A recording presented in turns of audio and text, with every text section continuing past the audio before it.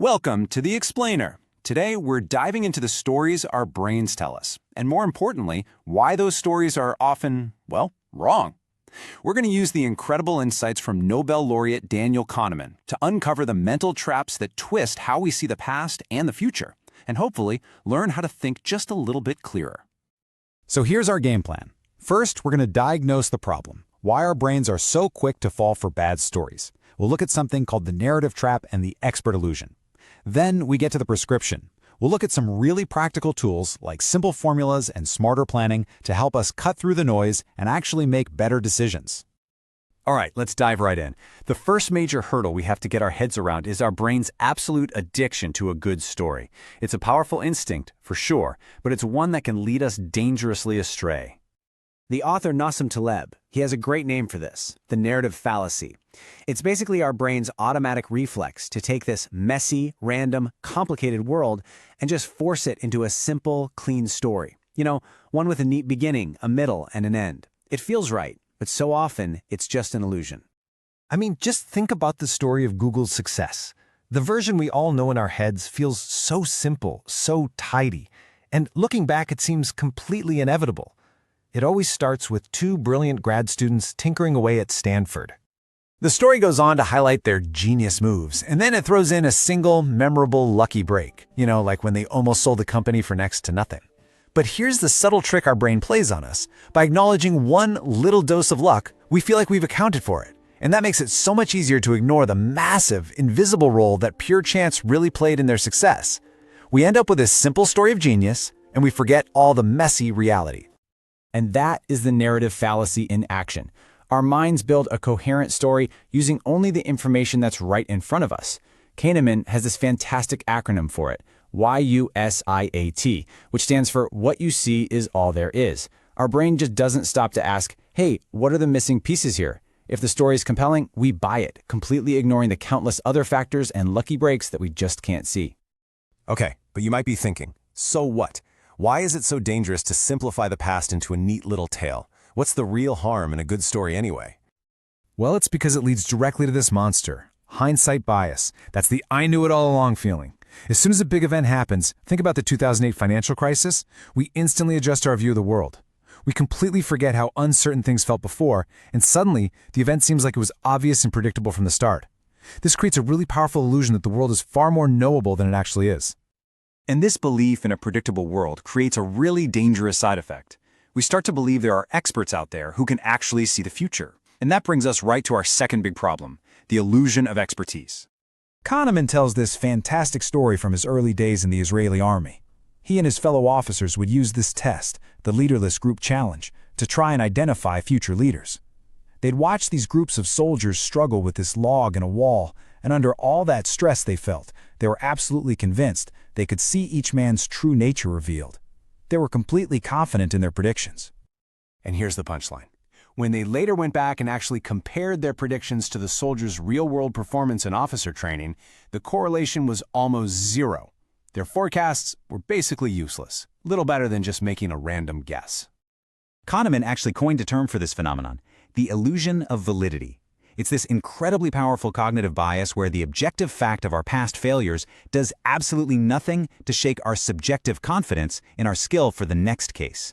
We know, in general, our predictions are poor, but we feel, for this specific person, that we're right. Now, a researcher named Philip Tetlock found this fascinating pattern, categorizing experts into two groups. You have your hedgehogs, who are specialists with one big theory for everything, and they are incredibly confident. And then you have your foxes, who are more like generalists. They draw on many different ideas and are way more willing to admit uncertainty and the role of luck.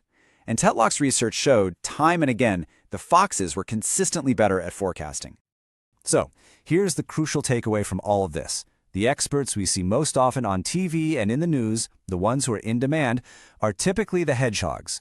They are rewarded for their confidence and for their simple, compelling stories, not necessarily for their accuracy. Okay, so if we can't always trust expert intuition, especially in these complex and unpredictable fields, what's the alternative? This brings us to the really surprising power of simple rules.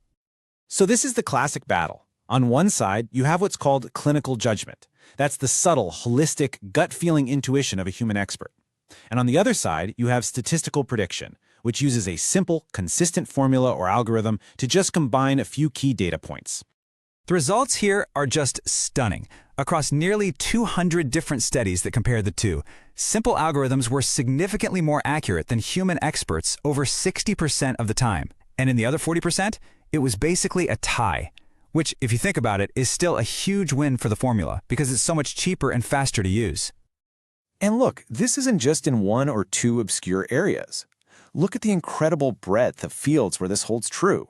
We're talking about everything from predicting who will violate parole to the future price of fine wines, all the way to medical diagnoses. The simple consistency of a formula often just beats the brilliant but noisy judgment of a human mind. A perfect and really powerful example of this is the APGAR score. Before the 1950s, doctors and midwives just used their individual clinical judgment to assess a newborn's health. Then, an anesthesiologist named Dr. Virginia APGAR created this dead simple 5-point checklist. It standardized the whole process, ensuring no key signs were missed, and it's credited with dramatically reducing infant mortality. It's a simple formula, saving lives every single day. Okay, so all of this leads to a really crucial question. How can we apply these lessons to make better, less biased decisions in our own lives and in our own organizations? Kahneman tells another great personal story, this one about a curriculum project he was leading. His team, full of smart people, confidently predicted they'd finish in about 2 years. But then he asked an expert on the team about similar projects, and the expert admitted most took 7 to 10 years to finish, and a lot of them failed completely. The team just ignored the warning, and sure enough, the project ended up taking 8 long years. This is a perfect case study of what's known as the planning fallacy. The team was completely trapped in the inside view, focused entirely on their own unique talents and their own specific circumstances. This almost always leads to delusional optimism. The cure is to adopt the outside view, to just step back and ask the simple, powerful question, what happened when other people tried this? And here's one final, incredibly powerful tool to combat this kind of overconfidence. It's called the pre-mortem. The idea is simple, but it's profound. Right before making a final decision, you get everyone together and you say, okay, let's imagine we are 1 year in the future and this plan has been a complete and utter disaster. Then, everyone takes a few minutes to write a brief history of why it failed. This simple exercise legitimizes doubt and unleashes the team's imagination to find threats you'd otherwise completely miss. And that leaves us with a final thought for you to take away. For your next big project, your next important decision, take a moment to imagine its failure. Because by vividly imagining the story of our potential disaster, we just might be able to write a much, much better story of success.